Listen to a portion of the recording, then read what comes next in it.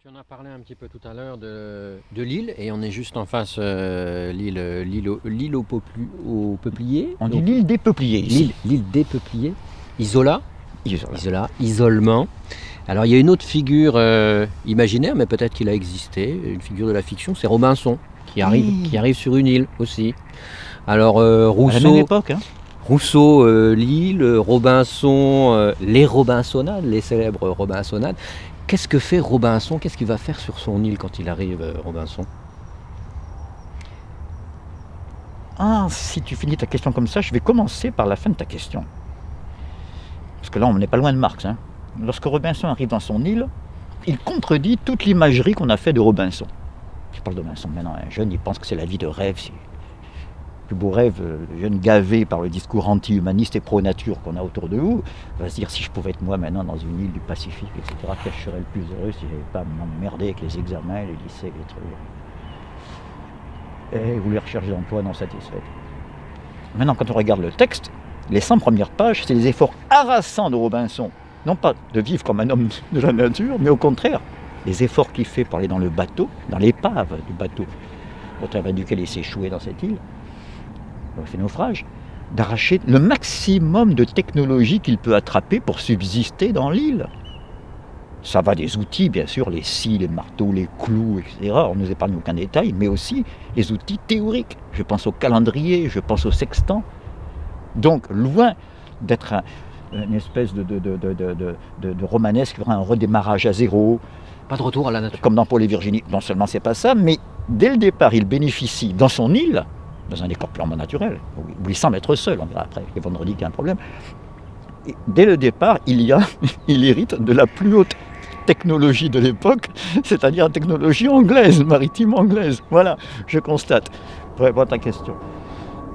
Maintenant, soyons sérieux, et grave, puisqu'on est sur une île, et qu'on est une île qui porte un tombeau à gravité. Même si ce tombeau, je le maintiens, est sans doute l'un des moins funèbres qui nous est donné de visiter.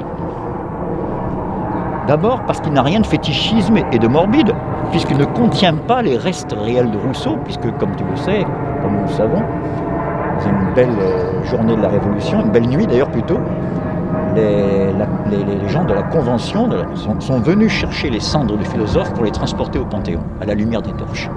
Donc pour une fois, on a affaire à un pur tombeau, un pur soma, on dit en grec tombeau, et donc un pur séma, signe. Il ne fait que signifier la disparition des philosophes, sans que ces restes soient là au niveau naturaliste et réel. C'est intéressant déjà.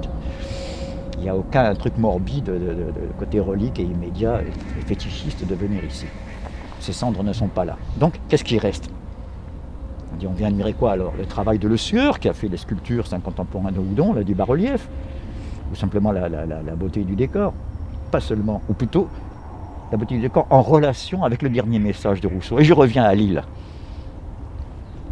Il y a une barque, on ne la voit pas parce que le temps est un peu sombre, il y a une barque depuis des années et des années qui est au fond là, à quoi 60 cm en dessous de la surface de l'eau. Une barque qui permettait d'aller entretenir ou faire les cérémonies sur l'île. Elle n'y est même plus, comme si toutes les passerelles étaient coupées. Rousseau est enfin tranquille, délivré de toutes ses inquiétudes et de ces tracas au sens propre de ceux qui l'ont traqué pendant toute sa carrière. C'est une chose qu'il ne faut jamais oublier. Et donc ce qui se diffuse ici, c'est son message. Je veux dire, je suis frappé par l'importance du peuplier. C'est pas un hasard que ce soit cet arbre qui soit là. Je raffine l'analyse, je suis désolé, mais c'est pas pour couper les cheveux en quatre. C'est parce que nous y sommes. Si on n'en parle pas ici, quand va-t-on en parler? Le peuplier est un cousin du tremble. C'est-à-dire avec des feuilles qui ont toujours la bougeotte. Au moindre souffle, même des fois on ne ressent aucun souffle et elles bougent. Parce qu'elles captent, elles sont des capteurs très subtils pour ça, ces feuilles. Ce qui fait qu'il y a une métaphore ici de la labilité des paroles, du souffle. N'oublions pas que pneuma, le souffle, c'est quand même l'origine de l'esprit. Et que même dans l'évangile, quand on interroge Jésus sur mais c'est quoi l'esprit? Il dit, tu entends le vent, tu ne sais ni d'où il vient, ni où il va. Il y a une parenté que va voir très bien Hegel entre l'esprit et la liberté. Ainsi en est-il des choses de l'esprit. Donc, quand même le philosophe de la liberté, fondateur, est là. Et deuxième parallèle, et cet arbre n'est pas tout à fait un hasard, peuplier, popolo, peuple.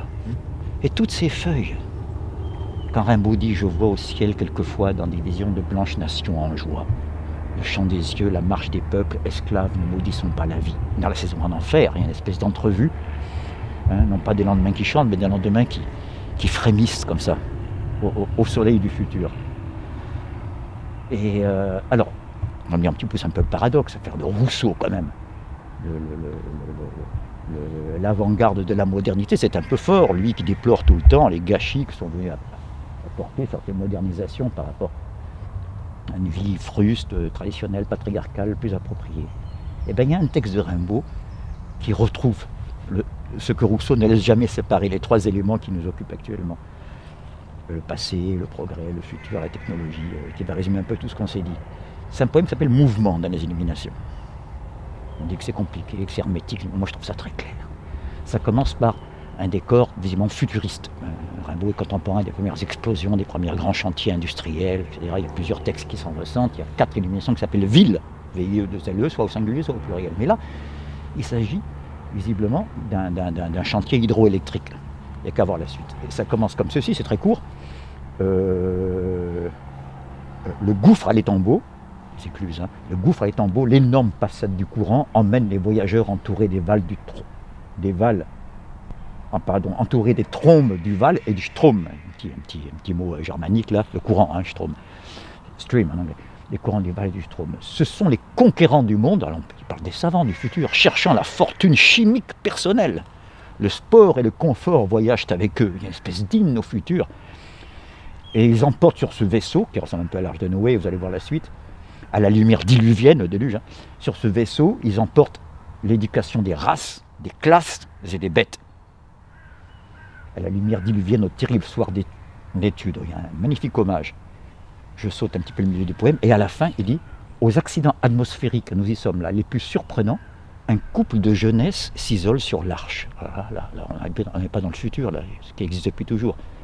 Et il y a cette question, est-ce ancienne sauvagerie qu'on pardonne? Point d'interrogation. Et chante et se poste. Point final. Les trois sont là. Rousseau n'est pas contre le plaisir, contre la jouissance, hein, mais il ne veut pas que le plaisir soit un privilège de classe.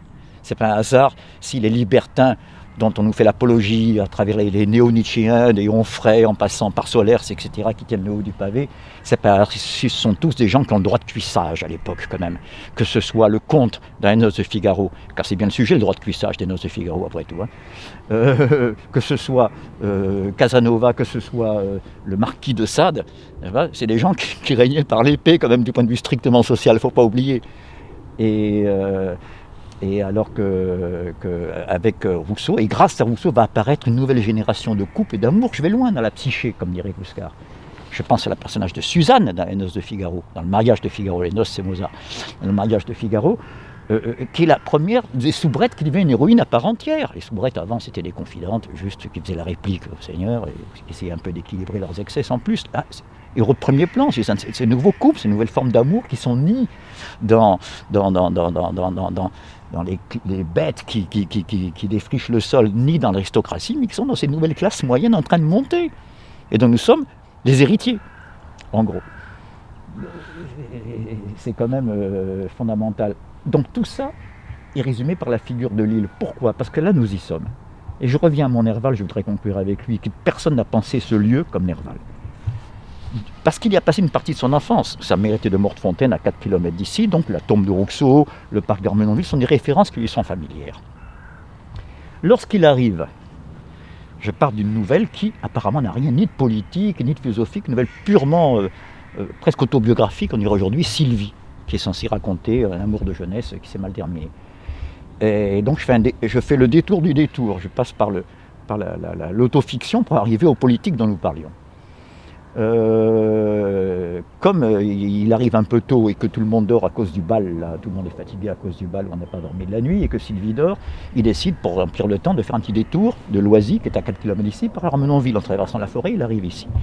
Il arrive au temple. Et lorsque je vis briller les eaux, du lac à travers les branches des saules et des coudriers, je reconnus tout à fait un lieu où mon oncle, dans ses promenades, m'a conduit bien des fois, c'est le temple de la philosophie que son fondateur n'a pas eu le bonheur de terminer, etc.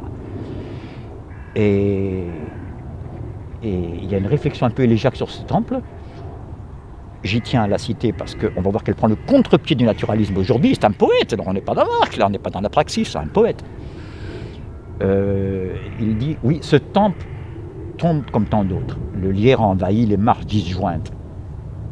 Les hommes oubliés ou fatigués se détourneront de ses abords, mais la soif de savoir restera éternelle. Excusez-moi, je reprends. C'était difficile, il n'y a déjà plus qu'une ruine. Le lierre lui fait sonner avec grâce, la ronce envahit les marches disjointes. Là, tout enfant, j'ai vu des fêtes où les jeunes filles vêtues de blanc venaient recevoir des prix d'études et de sagesse. Il y avait une espèce de vie à la Nouvelle-Héloïse qui commençait à se faire dans l'enceinte du domaine. Où sont les buissons de roses qui entouraient la colline? Ça, c'est le temps de l'élégie. L'églantier, le framboisier en cachent les derniers plants qui retournent à l'état sauvage. Et les lauriers, les a-t-on coupés, comme dit la chanson des jeunes filles qui ne veulent plus rallier au bois? Non, ces arbustes de la douce Italie ont péri sur notre ciel brumeux. Heureusement, le troène de Virgile fleurit comme pour appuyer la parole du maître inscrite au-dessus de la porte. Connaître la raison des choses, rerum cognoscere causas. Et là, il ajoute, oui, ce temple comme tant d'autres. La nature essaie de reprendre le terrain que l'art lui disputait. Il y a un choix de Nerval et du poète pour l'art contre la nature quand même. On est loin de la contre-révolution d'aujourd'hui. Et on ne peut pas dire que Nerval soit pour défigurer les décors qui nous environnent avec l'industrie, c'est le contraire. Donc il est sacré ce domaine pour lui. La nature reprendra le terrain que l'art lui disputait. Mais la soif de savoir restera éternelle, mobile de toute force et toute activité. Voilà la réflexion qui agite. Et là, il se tourne vers l'île et il dit, voici les peupliers et l'île. Ô sage, tu nous avais donné le lait des forts et nous étions trop faibles pour qu'il pût nous profiter. Nous avons oublié tes leçons que savaient nos pères, et pourtant pas beaucoup de générations, entre avant la Révolution française et Nerval.